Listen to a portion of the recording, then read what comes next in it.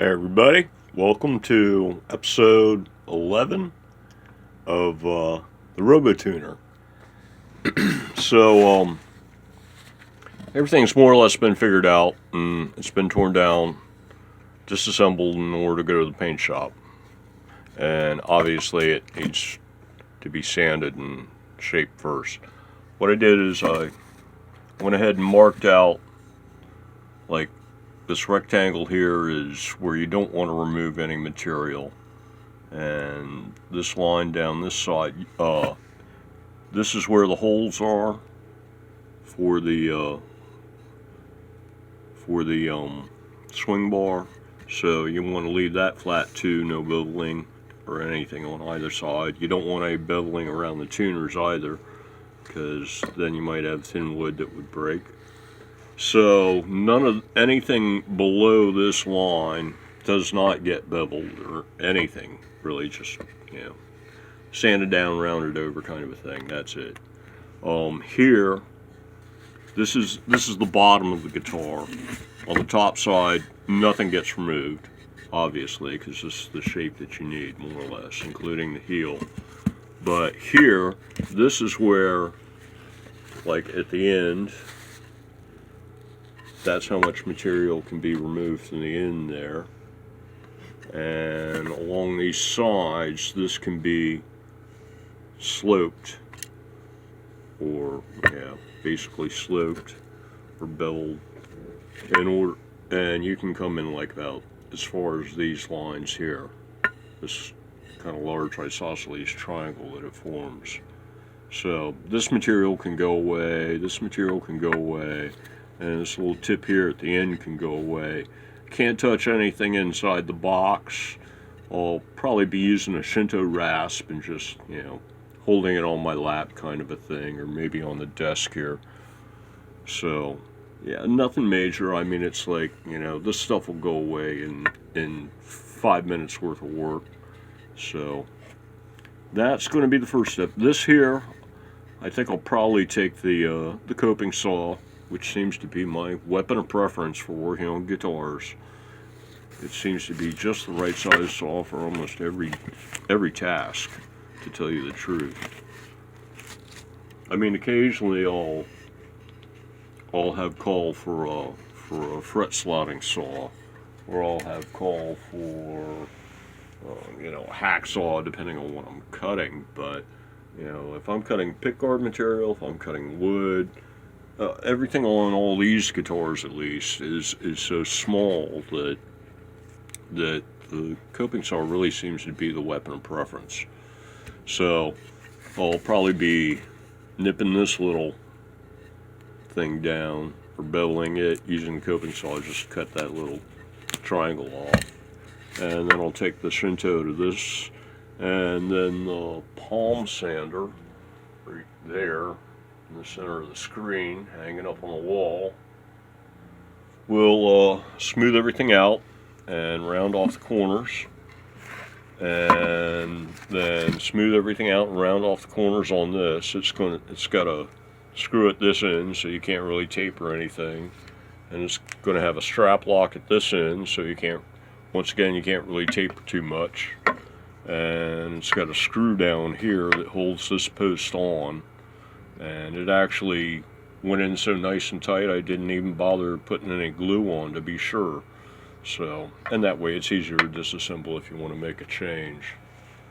So yeah, that'll all get sanded down, and let me get the saw and the rasp. I'll be back. Okay, got the coping saw here. Got the body set up behind my little stop, and I'm just gonna come in and go like that, kind of a thing. Okay, that takes care of that part. And now for the Shinto rasp, and take off like this material right in here.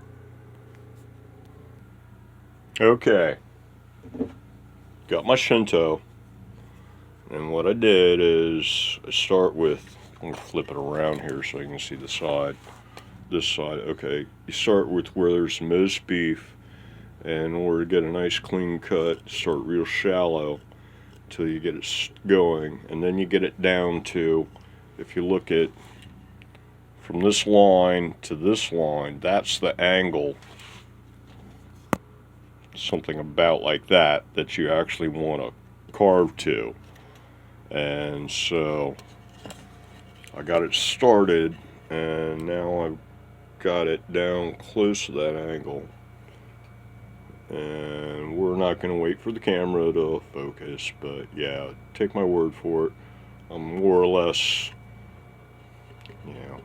parallel to the final depth plane that I want to be at, so to speak. And once I get there, then I go ahead and smooth it out, all the rest of it, and repeat on the other side. And that's going to be it for the Shinto. Okay, so that's got it there. That little notch there goes from this line to this point right here. So now I basically want to continue this slope down to here and up to right there where it meets with this rectangle that you don't want to touch. And that's it. Okay, that takes care of everything on the left side of the notch here. It's all more or less nice and sloped and kind of shaped like the hull of a boat, so to speak. And now I got to take everything on the right side of the notch here and then repeat on the other side. And there it is, one side done. Similar to an aircraft carrier, it kind of fans out here at the prow a bit, so to speak. But yeah, if that were like the nose of the boat. So yeah, that's one side. Now I just got to repeat that shape on the other side, and that'll do it for the Shinto. Okay, all done.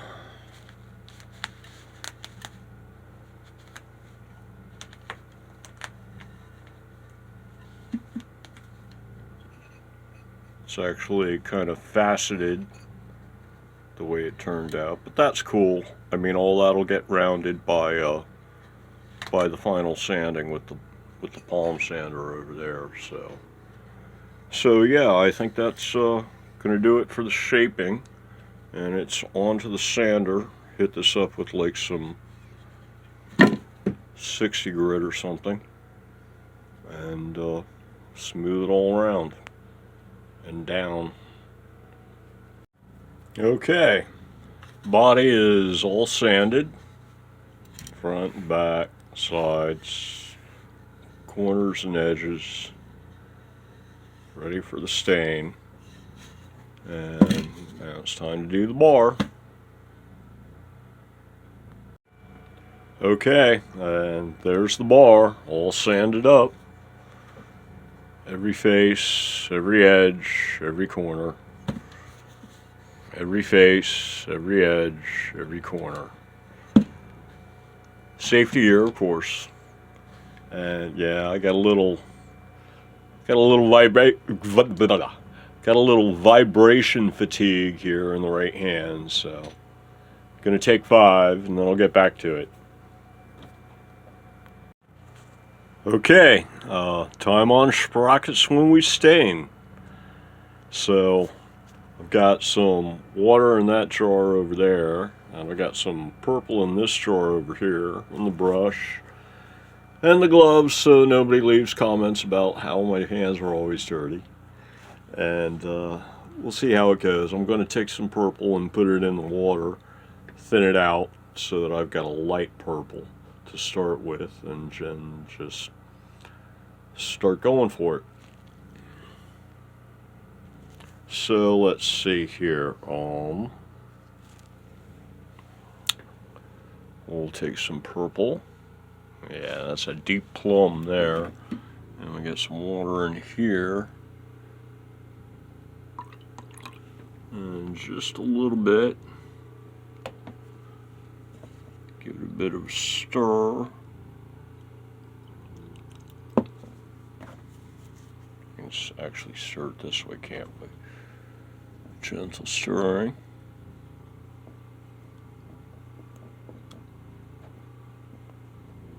Okay. Let's see what happens.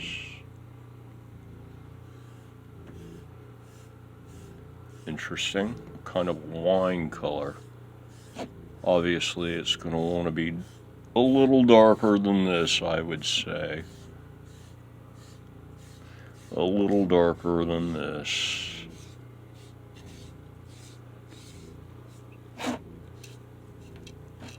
But we'll start with this.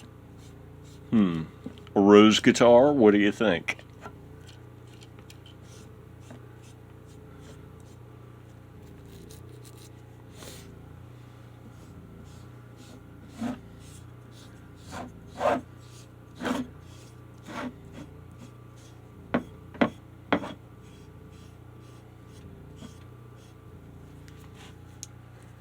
Alright, well, you get the basic idea, so I'm going to have at it here for a bit. And, two hands would help so that I can hold the work with one and brush with the other. And if I had a third hand, that could hold the camera, but I don't, so I'll see you in a bit.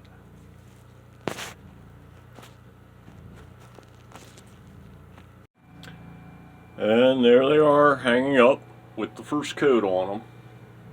They're actually a little pinker than they look here because of the very bright light I've got running right at the moment. But yeah, I might kick on the kerosene heater here in order to speed things up a bit. But yeah, as you can see, they're looking a little on the pink side. A little on the pink side, so. But anyway, yeah, okay. Let that dry, and probably some more purple is going to be called for. Okay, it's the next morning, and this thing's all nice and dry, and it's seriously pink. So obviously it's going to need more. I was thinking about it, and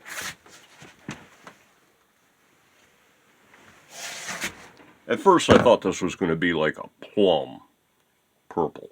Real, almost black dark.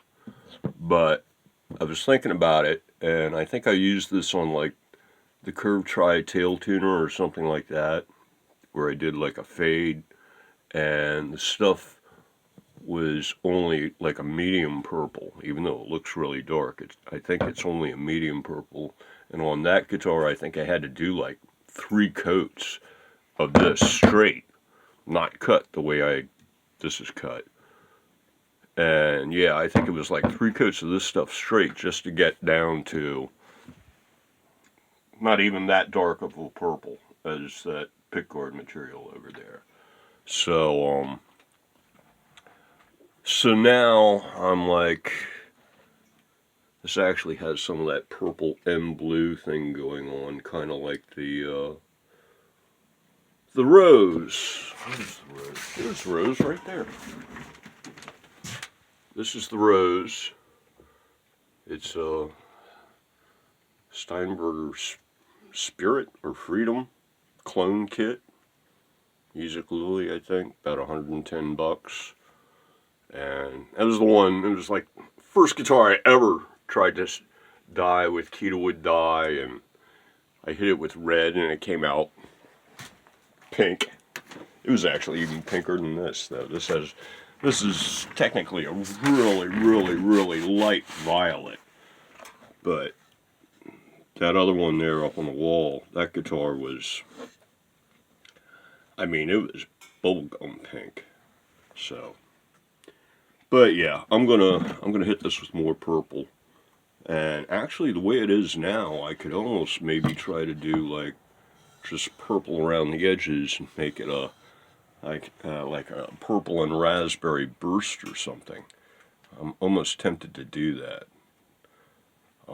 But I don't know. I'm going to shut off the camera and I'm going to play. And I'll turn it back on and freak everybody out, right? Okay, I'll be back. Okay, I hit it up with the undiluted purple. This is actually almost dry already. I've got it over the kerosene heater, so. Wow, it looks a lot more cranked up than it actually is on the video. It's not at all cranked up actually. But yeah, this is almost dry, and when I first put it on, it was looking really, really red actually. And so I was thinking at first maybe I'd hit it with some blue in order to make it more purplish, but as soon as it started drying, it really started becoming purple again instead of red. You can see how it's a little, how that kind of looks sort of reddish there, but that's actually mostly the kerosene light, the yellow light.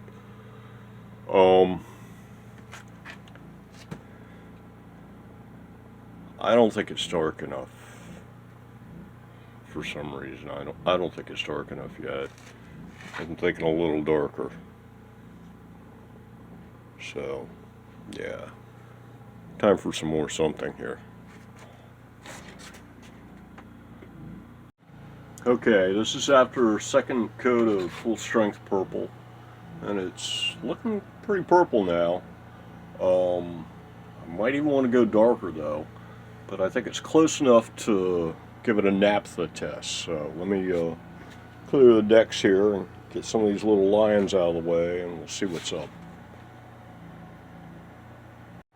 Okay, got the naphtha, and got the piece here. Let's see what happens.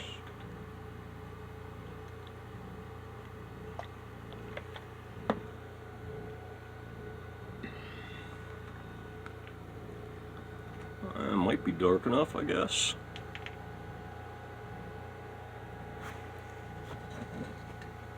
I guess it's dark enough. Yeah, I guess that'll do.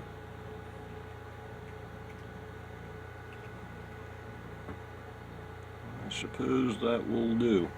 It actually looks a little lighter in the camera, through the camera, than it does in real life, so.